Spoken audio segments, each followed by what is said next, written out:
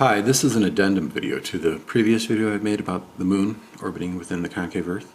In that video I did not talk about tides, and because I wasn't quite sure whether or not it was just the moon and the sun relieving the pressure as they orbited around the inside of the Earth, or there was something what Donald Some-Stuff52 brought up when he said that he proposed a theory that the glass sky is actually going higher and lower throughout the day.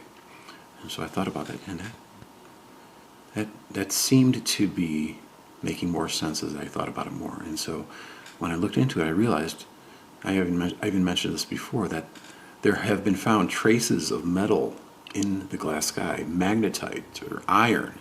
So the glass sky is slightly magnetic. And so as the moon orbits around, because I believe the moon as well is metal, so the moon is actually pulling the glass sky closer to itself as it moves around the inside of the Earth throughout the day.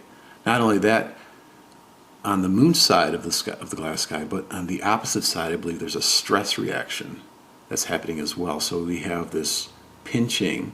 So this glass sky looking top down is more like an oval. So there's your only ellipse within the concave Earth.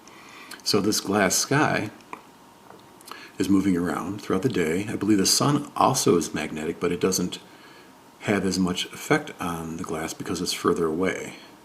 And so the sun will affect the tides as well, but predominantly it's the moon. And so this just throws... See, gravity is a fictitious force, people. Listen to Tesla, okay? Tesla scorned the advocates of gravity. He scorned Einstein and all that theoretical bullshit of relativity. It has nothing to do with it. It's universal compression. You are being pushed to the ground, not pulled by this fictitious force of gravity. See, gravity is, even Wikipedia will admit it. It says gravity is the weakest of the four fundamental forces of nature. The gravitational force is approximately 10 to the negative 38 times the strength of the strong force, 10 to the 36 times the strength of the electromagnetic force, and 10 to the negative 29 times the strength of the weak force. As a consequence, gravity has a negligible influence on the behavior of the subatomic particles and plays no role in determining the internal properties of everyday matter. No role. They just admitted gravity has this concept of gravity has no role in everyday matter. On the other hand, though, this is where the theoretical bullshit goes into outer space. They haven't been to outer space. They can't test whether or not there's a force called gravity. They just assume based on what? Tides? Well, I just explained to you why tides work. It has nothing to do with gravity. What else? The orbits of the planets? No, that's not because of gravity. I explained to you. I show you why the orbits of the planets work. It has to do with magnetism. It has to do with the temperature. When the planets get closer to the sun, they speed up. It has nothing at all to do with this fictitious force of gravity. See, they have to have this concept. It's this ad hoc concept. Oh, well, since the Earth is spinning and we're being held down to the Earth on this convex Earth, we have to make up this force.